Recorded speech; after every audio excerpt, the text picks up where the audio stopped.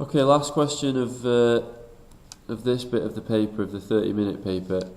Here is a rectangle and a right angle triangle. Now when you look at this, you should suspect something that is going to discuss either area or perimeter when you see these shapes. The area of the rectangle is greater than, that is a clue that you're going to need an inequality, is greater than the area of the triangle. Well, first of all, it mentions the area of the rectangle. Let's work out what that is.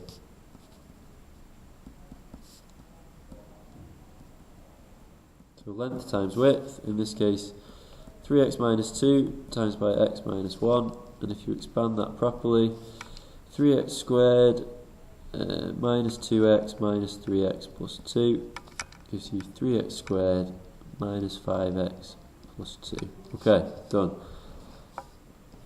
Area of a triangle. Some of you forgot to half this. Area of a triangle is base times height divided by 2.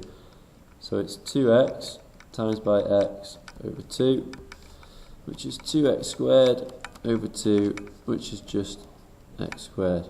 Okay, so we've got the area of the rectangle and the area of the triangle. We're told in the question that the area of the rectangle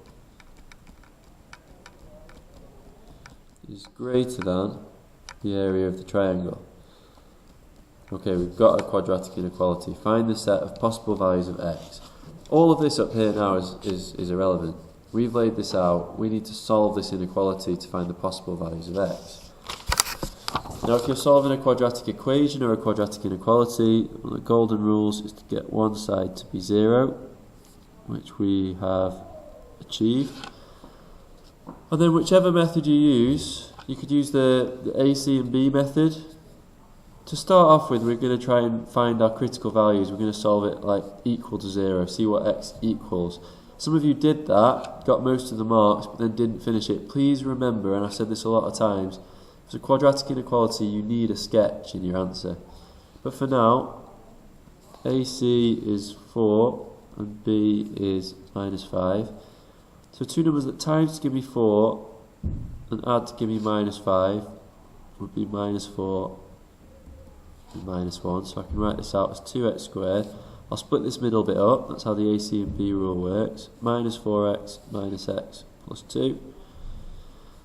So 2x comes out of the first bit. Remember that the bracket in the second bit will always be the same, so put that in first. And then minus 1 will go in front of it. So I've got 2x minus 1 and x minus 2.